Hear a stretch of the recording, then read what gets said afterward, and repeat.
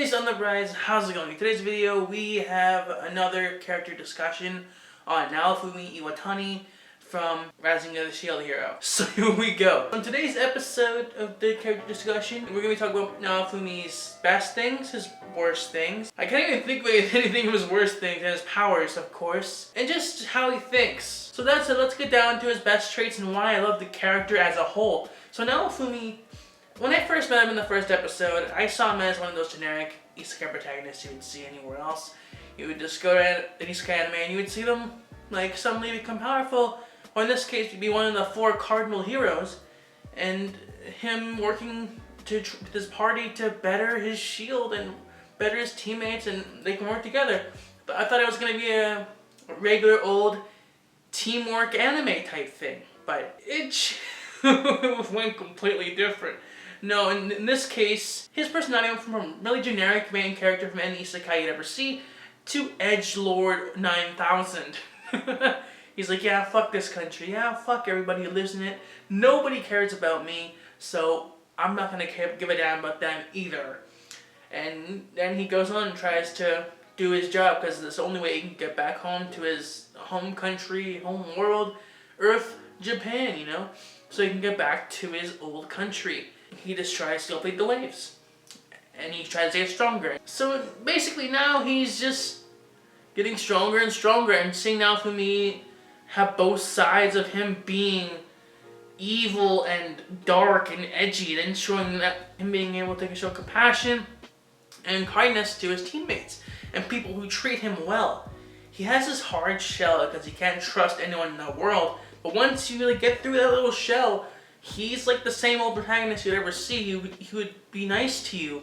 Of course, he's still inside the shell, right? So he's like a tsundere kind of to Raftalia and to Philo and to Melty to a certain extent, even though they had a rough patch because he hates all royalty. If he hated most people in the country, he hates the royalty even more. Like, that royalty is the thing he hates the most. And he hates it. Like, if you're even royalty at all, it doesn't matter if he hasn't met you before, hasn't seen any actions, you haven't done anything worthy of being hated. If you're royalty, well, he's gonna hate you. There's no point on that. He hates everything, but that's what I like about him. That's what I love Naofumi for. He is not this average protagonist getting everything he wants handed to him. He has to work hard. He has to go help people. He has to get his street cred back. He has to make his own medicines. He has to go by himself for the first couple days and level up in order to get new shields. He has to make his own medicines, has to make his own weaponry. He has to make his own money. He doesn't get money from the castle as much anymore anyway. He doesn't get, even from the waves, he doesn't get the amount he deserves.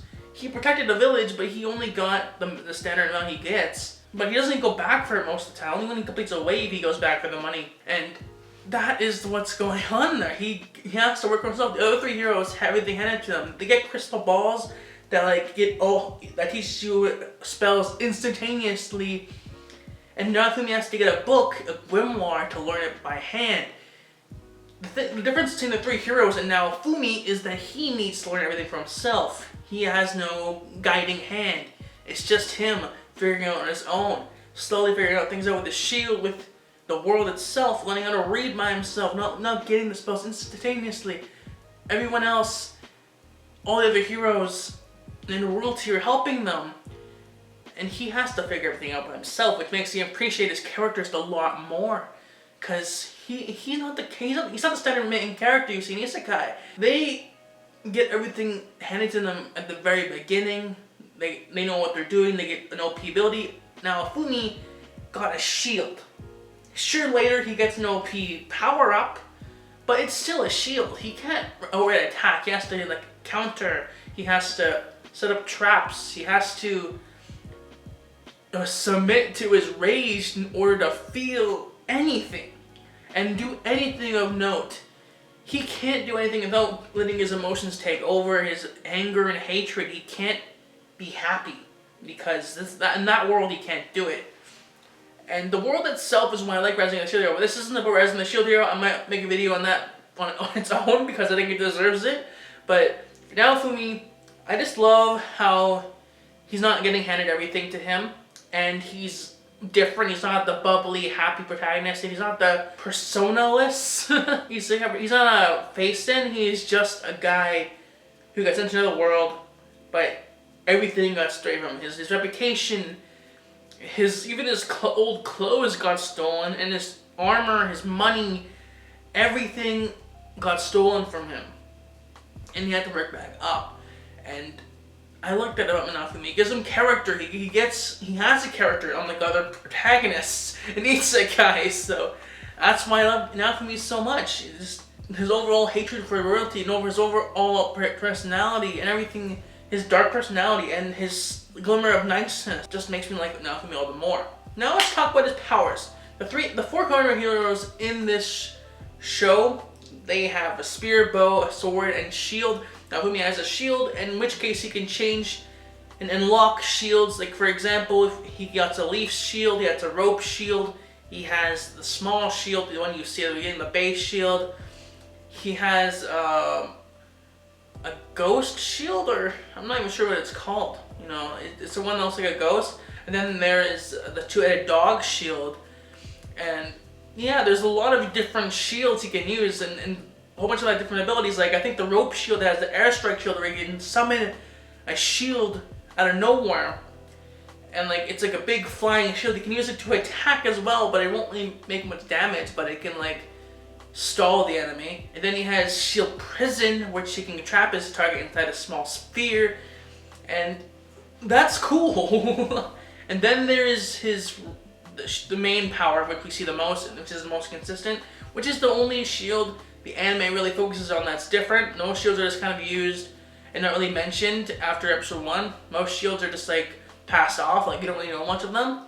So the one shield that I want, which is why I like this one more, like it's the only power I want to focus on, the only power I really want to talk about is because it's the one that anime focuses on the most, and the one I like the most, since it makes Naofumi the best character in this show.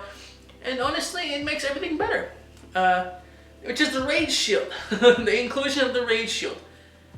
I love the Rage Shield. The idea of him getting a curse series, and because of everything that's happened, all the hatred he got, all the betrayal, all those bad and negative emotions, and unlocked a secret menu of a curse series which came with the Rage Shield, and which gives the user a massive amount of power for exchange of exploiting all of his negative emotions and using it to his advantage and somehow maybe taking him over. I'm not sure what happens when his negative emotions to take over, or if that's how it goes, but like it kind of influences Naofumi to just go dark and turn like to the darkest guy imaginable. Like puts him over the edge, you know.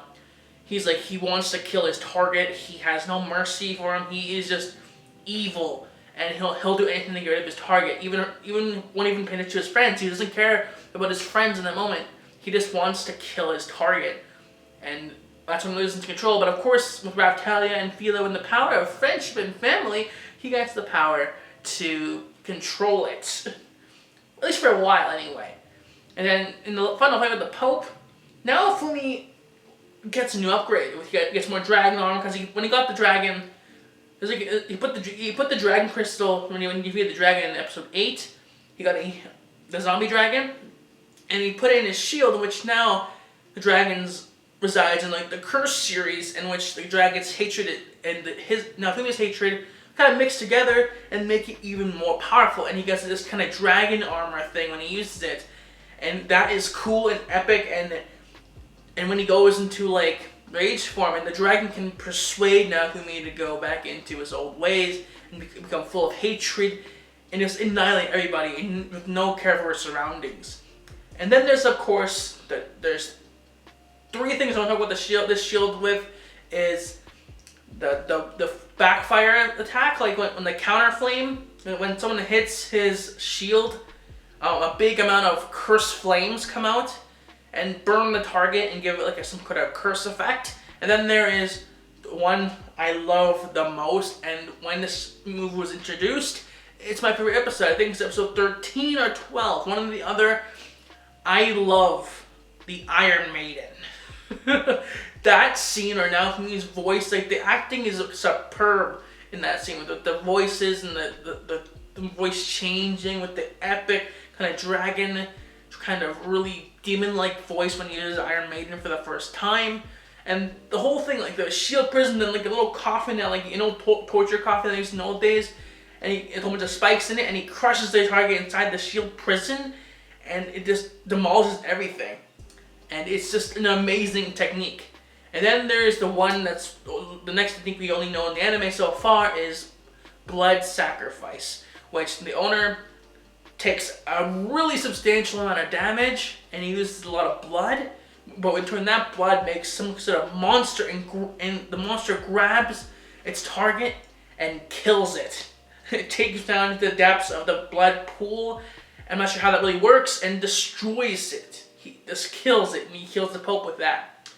And those are Naofumi's powers I want to mention. And the Braid Shield is just the best power-up. And I guess that's all I have to say for Naofumi. I think I'm forgetting something, but Naofumi is my favorite character in all, with his powers and his personality. I love Naofumi's character most of all that's why I'm using this video, is because I love his character most of all. And I want to talk about his personality and his shield, his Raid Shield most of all. And I love his Raid Shield. It's the best shield I can possibly say, and it's probably the best shield he has, unless he gets a different power-up and he gets a better one without having to resort to using the Curse series. But I think right now, the only thing that stands in him and the other heroes is the Curse series, in which it's so OP, they even call it the Cheat Shield. And that's really all I have to say for now for me. I just wanted to do a little character discussion talking about his personality and his shields, mainly the Raid Shield, of course, and then talk about a little bit of his goals, which are pretty simple. He just wants to kill all the waves and go home, but before that he has to make sure Raftalia and Philo are happy and are in their rightful place, and they can be happy in their world they live in without him. But with that said, guys, this is a long video, I'm sorry about this, but usually these videos end up being longer than others because I just spend a long time talking about my favorite characters. In fact, in my opinion, Naofumi Iwatani is the best Isekai protagonist, which is probably the title. So yeah, if you guys enjoyed the video, please leave a like, subscribe, hit the notification bell to be notified of future uploads, and I'll see you guys all in a different video. Johnny.